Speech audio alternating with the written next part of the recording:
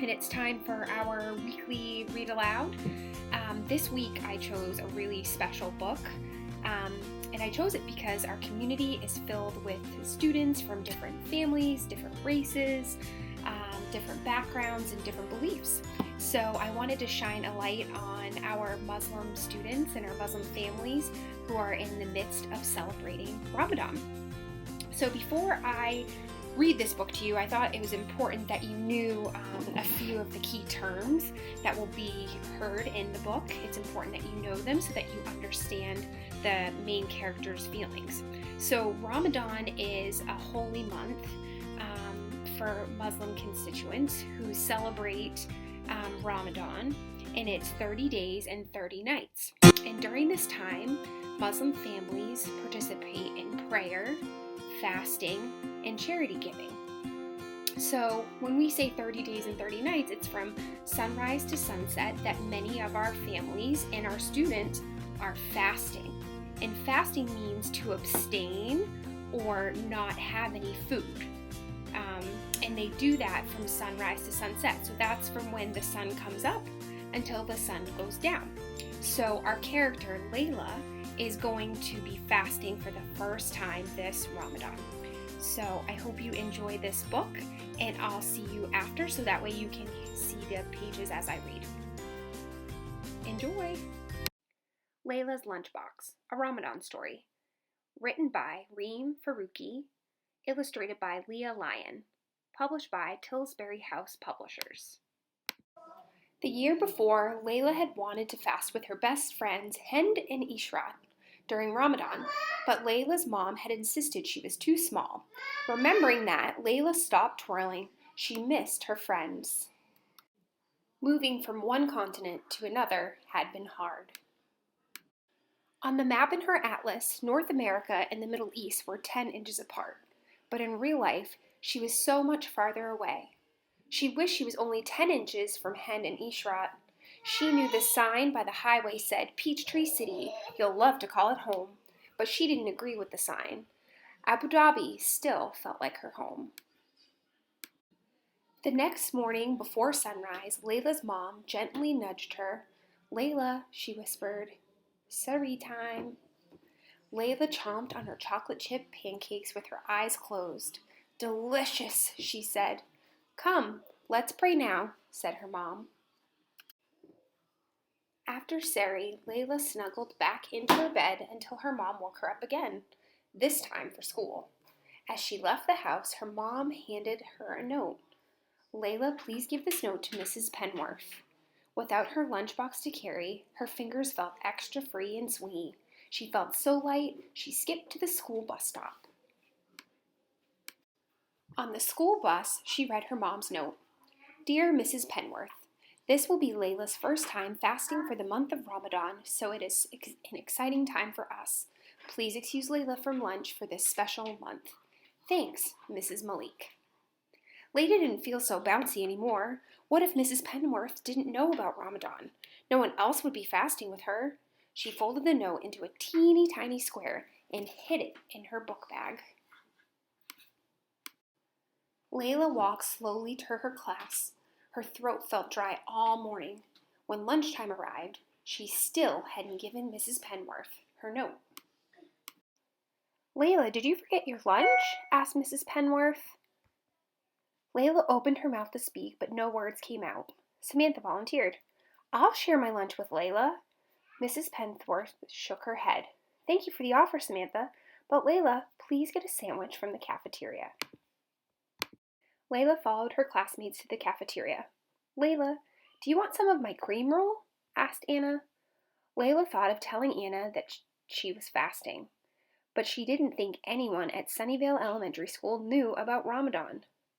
"No thanks," she started to say. "I didn't bring my—" "Are you sure?" asked Anna, unwrapping the cream rolls.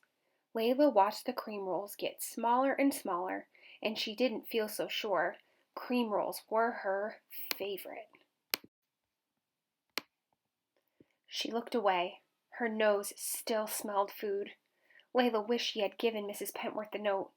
Even Isaiah's bologna sandwich looked tasty, and Lailah didn't even like bologna. Her stomach rumbled. Suddenly, she had an idea.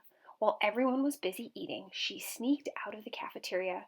Her stomach stopped growling. "Why, Lailah, it's a pleasure to see you. But what brings you here at lunchtime?" asked Mrs. Carmen, the librarian. Lailah felt safe among all the books. She opened her mouth, and this time her words tumbled out. Lailah told Mrs. Carmen that Mrs. Pentworth and her classmates didn't know she was fasting. She told her how she missed Hen and Ishrat. It felt good to tell someone all the words that had been inside her mind all morning, and especially to tell her about Ramadan. Mrs. Carmen understood. "You must feel so special to fast this Ramadan," said the librarian with a smile. "I do," said Lailah. "But why is it so hard to explain?" "You know what I always do when I can't get my thoughts out, or when I get shy about talking?" asked Mrs. Carmen. "I write my thoughts down." Lailah got to work. She wrote neatly, adding extra loops to her capitals, L. She worked so hard her cheeks turned pink. "Dear Mrs. Penworth, I didn't forget my lunchbox today. It's Ramadan. My mom finally let me fast. This means I won't be eating lunch for a month. Sincerely, Lailah. P.S. I'm Muslim. P.P.S. My mom wrote you a note too. Here it is. P.P.P.S. Here's a poem I wrote about Ramadan. Ramadan is a month Muslims celebrate, a time to count our blessings and appreciate. Muslims fast before sunrise to sunset. But wait, that's not all just yet. Ramadan is a time for lots of prayers. We help the poor people to show we care. So in the day, I won't be eating any food, but hopefully we'll stay in a good mood." Lailah hurried back to the cafeteria to join her class. Before school was out, she quietly dropped both notes onto Miss Penworth's desk. The next morning, Lailah swung her fingers as she waited for the school bus.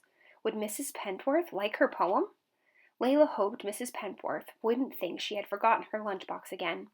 She slowly climbed each step on the school bus. In class, Mrs. Pentworth didn't say anything, so Lailah wondered what had happened. At times like this, she wished Hen and Ishrat were there with her. They would know what to say. At lunchtime, Lailah's feet felt heavy. She was sure Mrs. Pentworth hadn't seen the notes. Everyone would think she had forgotten her lunchbox again. As she was leaving class, Mrs. Pentworth patted Lailah on the back and handed her a message. Mrs. Pentworth had made her capital L and Lailah's name extra loopy. "Dear Lailah, I enjoyed your lovely poem about Ramadan. I'm impressed you're fasting. What a special time for you.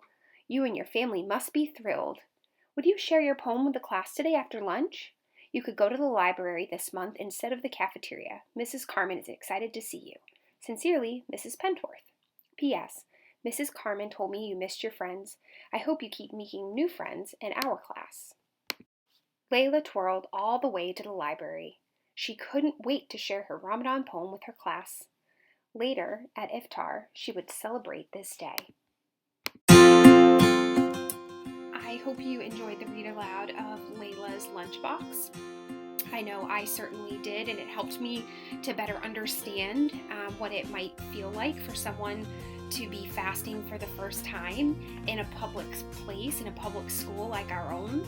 I wanted to share with you that this story was actually written based on the author's own experience of moving from Abu Dhabi to Peachtree City, Georgia.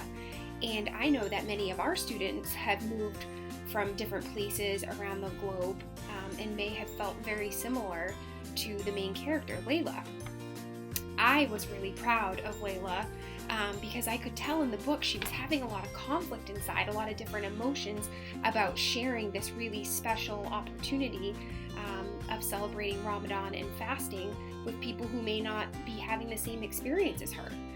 So I was really proud of her for being true to herself, for having faith in her ability to continue to fast, even though it looked like it got really hard that day when she was in the cafeteria with those cream rolls.